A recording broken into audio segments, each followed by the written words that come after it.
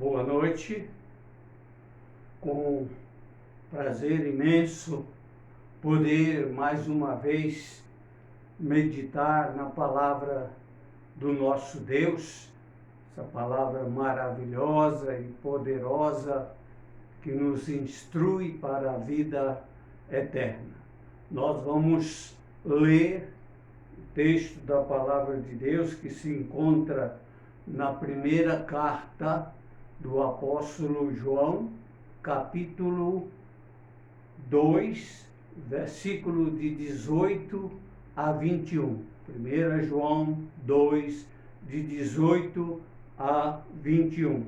E nós lemos e a palavra de Deus nos fala o seguinte: Filhinhos, esta é a última hora, e assim como vocês ouviram que o anticristo está vindo, já agora muitos anticristos têm surgido. Por isso, sabemos que esta é a última hora. Eles saíram do nosso meio, mas na realidade não eram dos nossos, pois se fossem dos nossos, teriam permanecido conosco. O fato de terem saído mostra que nenhum deles era dos nossos. Mas vocês têm uma unção que procede do Santo, e todos vocês têm conhecimento.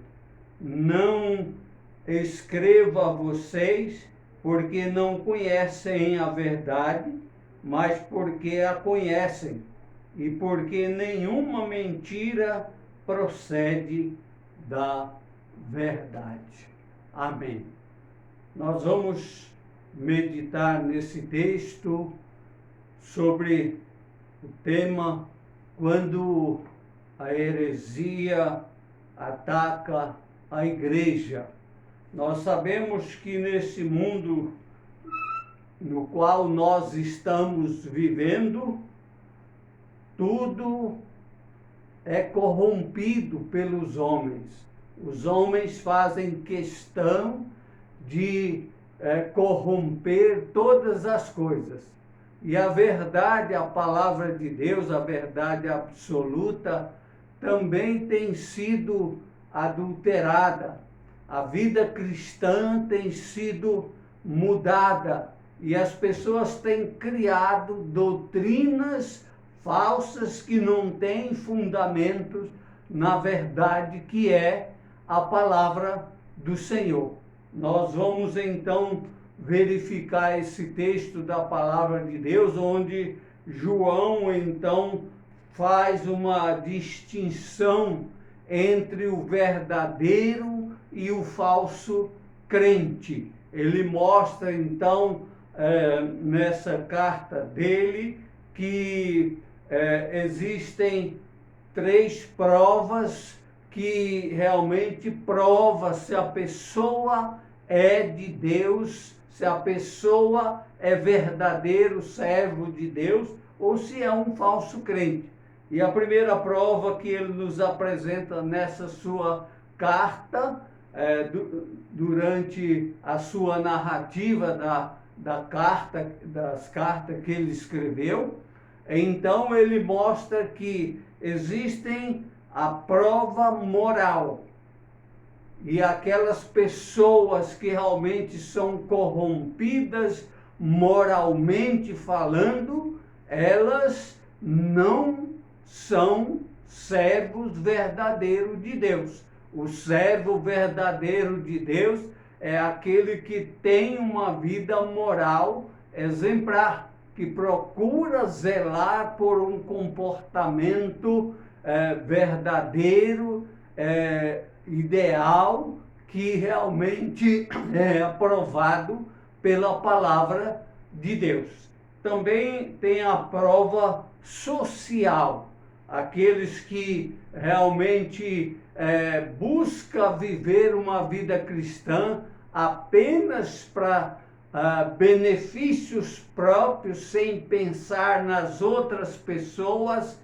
Essas pessoas não são verdadeiros discípulos de Jesus, porque os verdadeiros discípulos se preocupam com a condição, com a situação, com o sofrimento dos outros. E a terceira prova é a prova doutrinária. Então, as pessoas que são de Cristo, elas se fundamentam, elas estão alicerçadas na verdade, na palavra de Deus. Nos fundamentos dela é realmente a palavra do Senhor.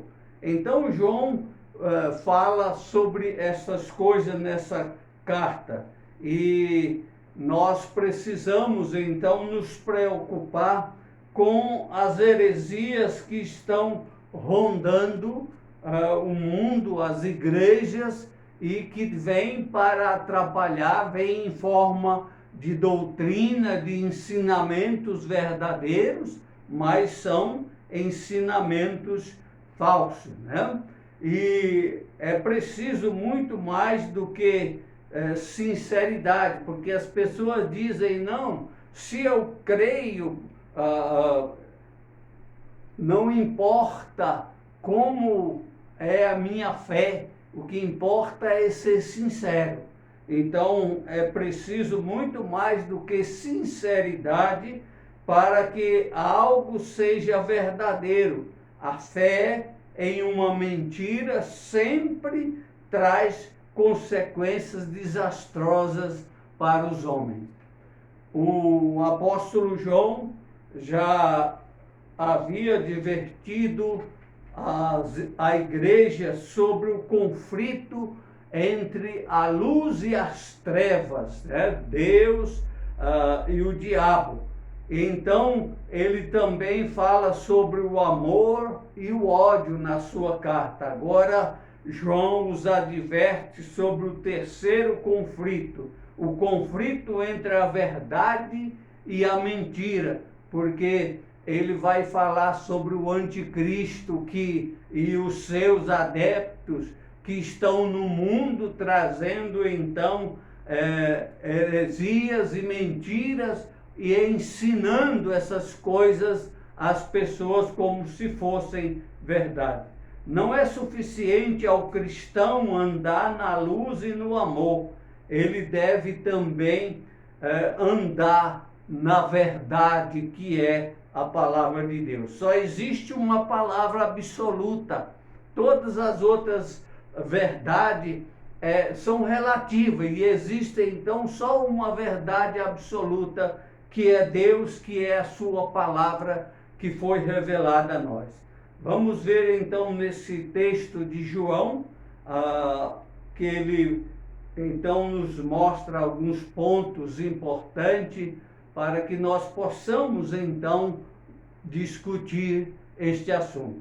Primeiro ponto que ele destaca é que nós já estamos vivendo a última hora. Esse ponto é importante porque a Bíblia, o Novo Testamento, sempre fala de uma volta logo, né, de Cristo, que ele já está chegando, já está voltando. Por que os escritores do Novo Testamento colocou a volta de Cristo desta forma, desta maneira?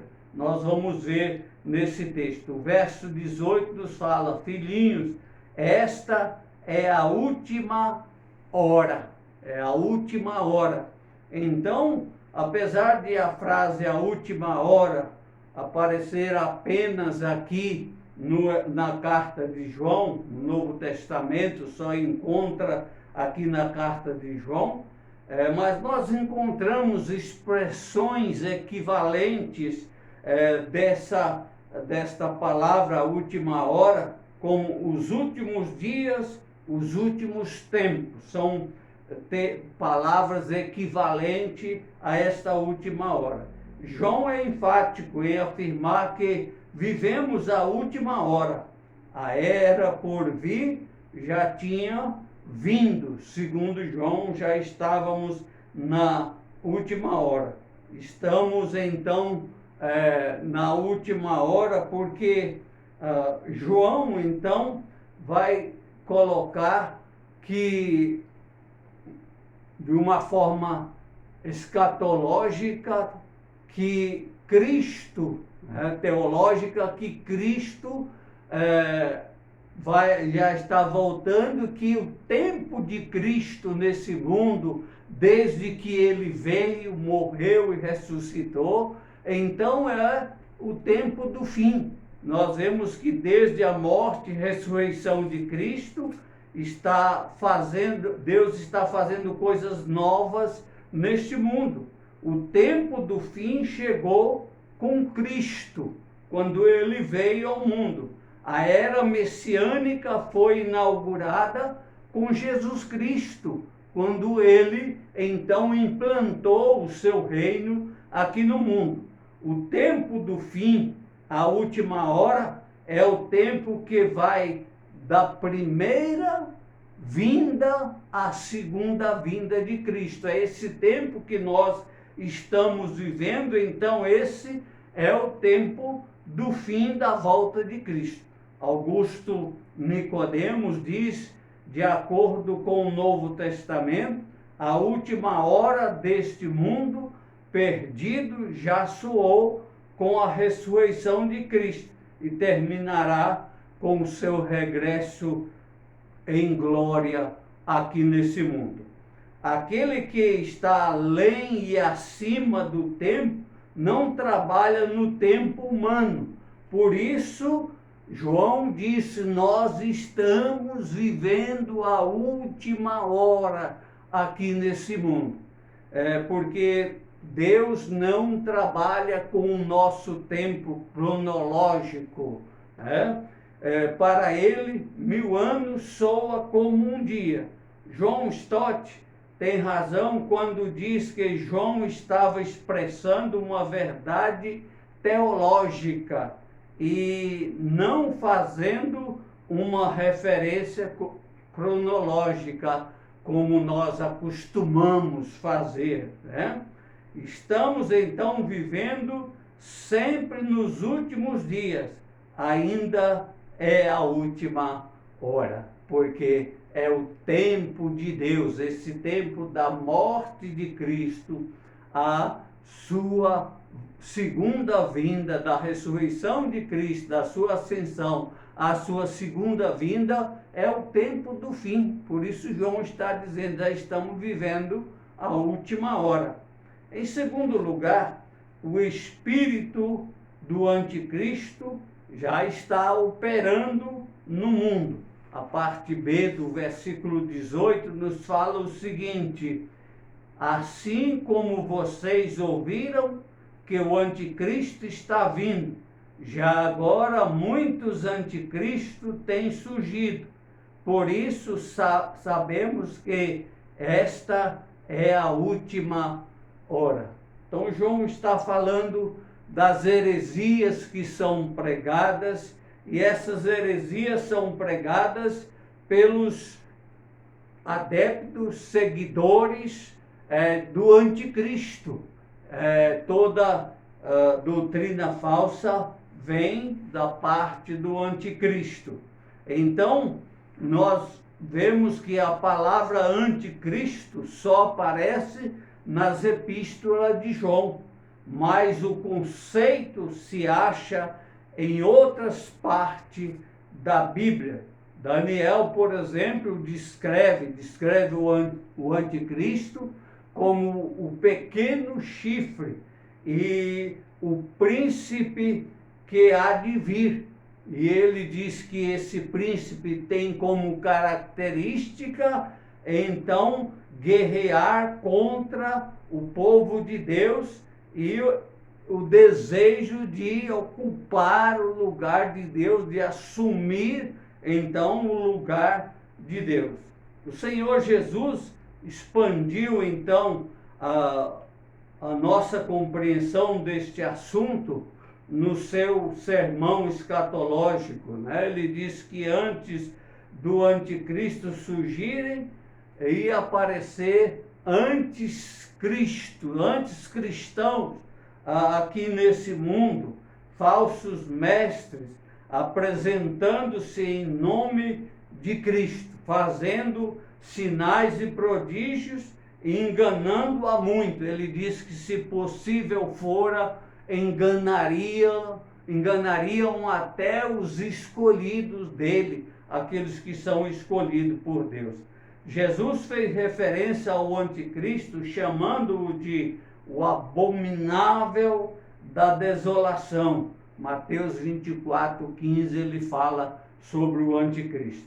Paulo chama o homem da iniquidade, o filho da perdição, em 2 Tessalonicenses capítulo 2. O prefixo anti tem dois significados da palavra anticristo, né? O prefixo anti, contra ou em lugar. O anticristo é aquele que imita e também se opõe a Cristo, né? Ele procura imitar a Cristo para atrair as pessoas, mas também se opõe a Cristo. O anticristo é o adversário de Cristo, ou aquele que procura ou ocupar o lugar de Cristo. O espírito do anticristo está por trás da doutrina falsa e por trás de qualquer prática religiosa que tome o lugar de Cristo. Então é o espírito do anticristo, né? Aquilo que ele é, então está por trás de tudo isto. O espírito do anticristo já está em ação no mundo. Em João, primeira carta de João 4:3, nós lemos: mas todo espírito que não confessa Jesus, não procede de Deus. Esse é o espírito do anticristo, acerca do qual vocês ouviram que está vindo e agora já está no mundo. Então, todo aquele espírito que não confessa que Jesus é o Cristo, é o Filho de Deus, o Deus que se encarnou, esse é o espírito do anticristo, é usado pelo anticristo aqui nesse mundo. Então, nós vemos que qualquer prática religiosa que toma o lugar de Cristo é uma prática religiosa movida pelo anticristo, né? Pelo anticristo. Em terceiro lugar, os anticristos saem de dentro da própria igreja de Cristo.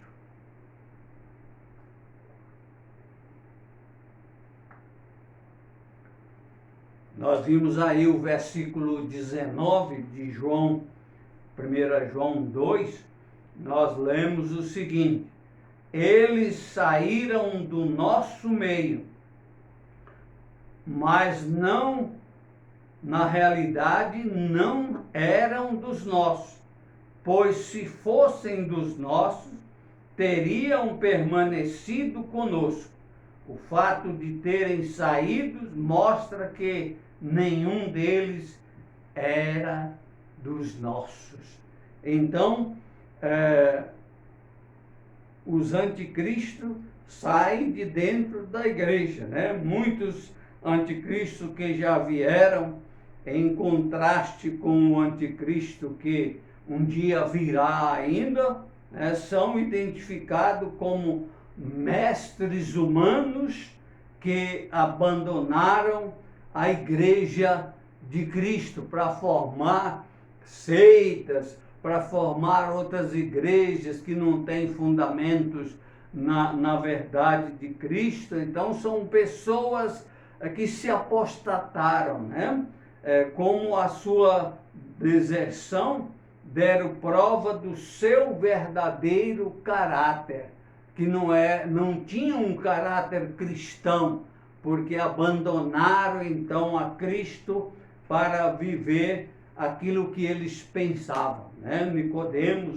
Augusto Nicodemos diz que os falsos mestres são pastores e mestres que se apostataram na fé nas igrejas e saíram para fora da igreja, né? Lloyd Jones alerta para o fato de que hoje a heresia tem muitas formas, muitas facetas, né? Às vezes são coisas parecidas com uma verdade, mas no fundo não tem o respaldo do Espírito Santo, não tem o respaldo de Deus, da palavra de Deus.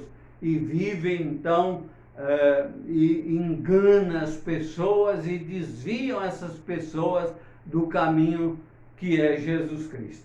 Esse versículo 19 que nós lemos agora há pouco, lança luz sobre duas gloriosas doutrinas, a perseverança dos santos e a natureza da igreja. Aquele, porém, que perseverar até o fim, esse será salvo. Não porque a salvação é o prêmio da constância, né? Não vamos ser recompensados ou salvos porque nós permanecemos, né? Fomos constantes na nossa vida cristã, mas porque a constância é o carimbo dos salvos, aquele que realmente perseverar até o fim será salvo, porque ele era um cristão verdadeiro, e o cristão verdadeiro, ele então permanece, ele é constante.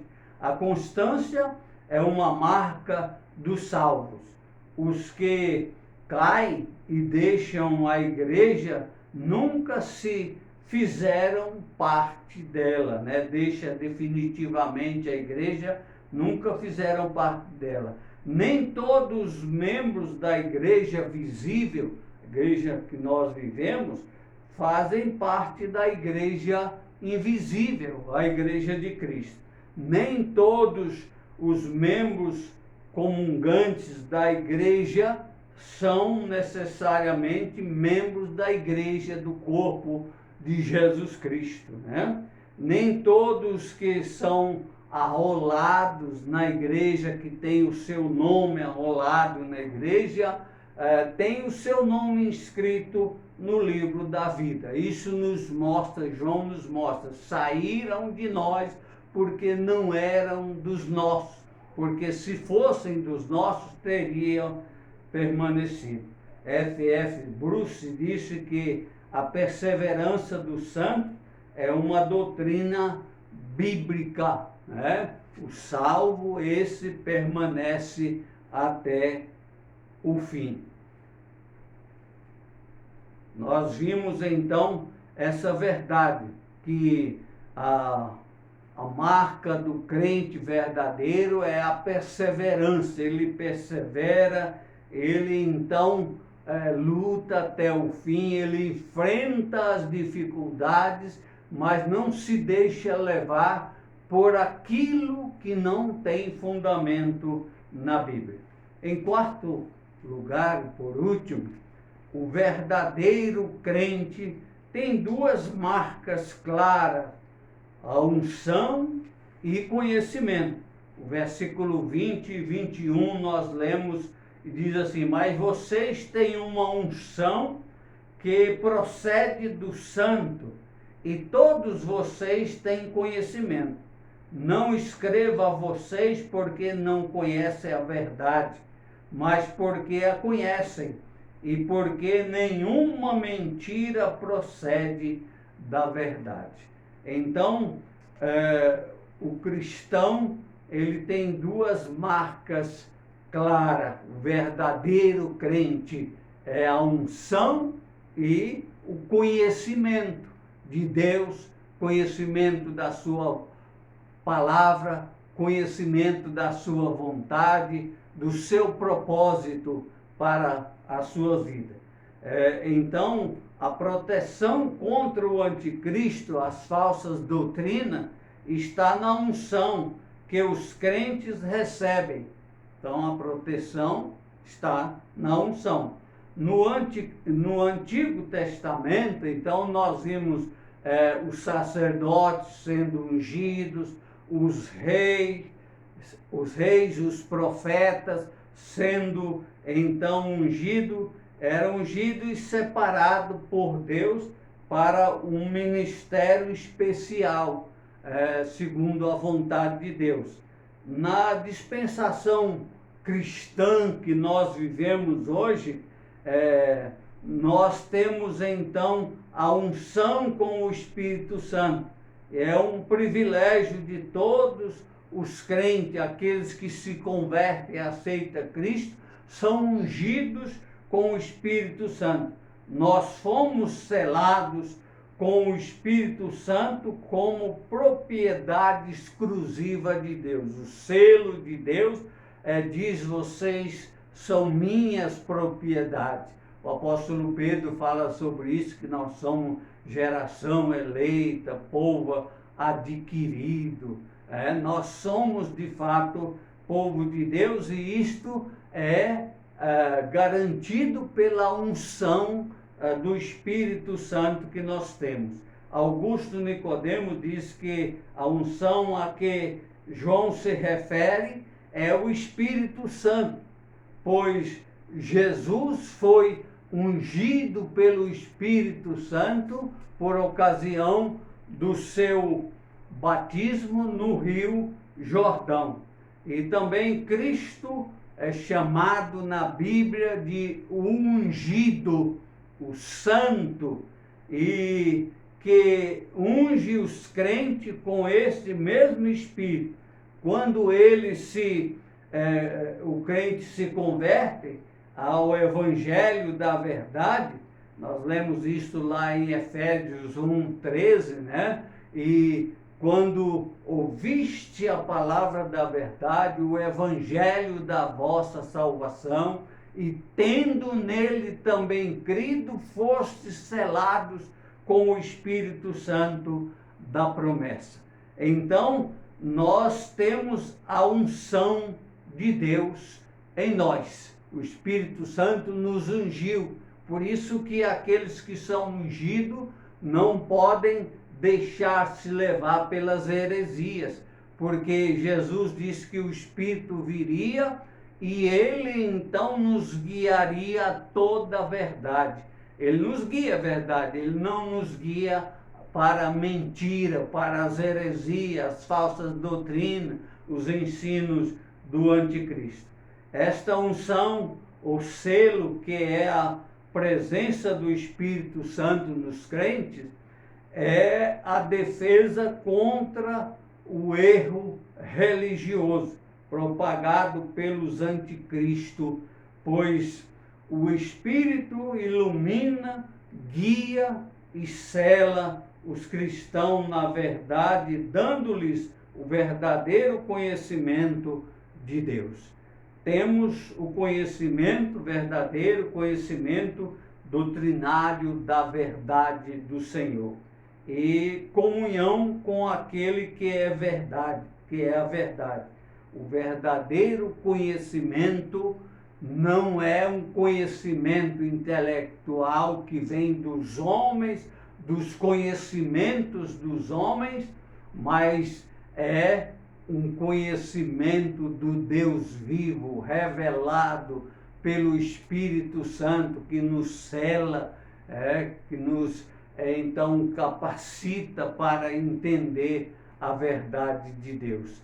Como povo de Deus, nós podemos fugir das heresias, porque elas estão no mundo. Aqueles que são seguidores do anticristo, eles já estão há muito tempo propagando a doutrina do anticristo, trabalhando para que Cristo não seja conhecido.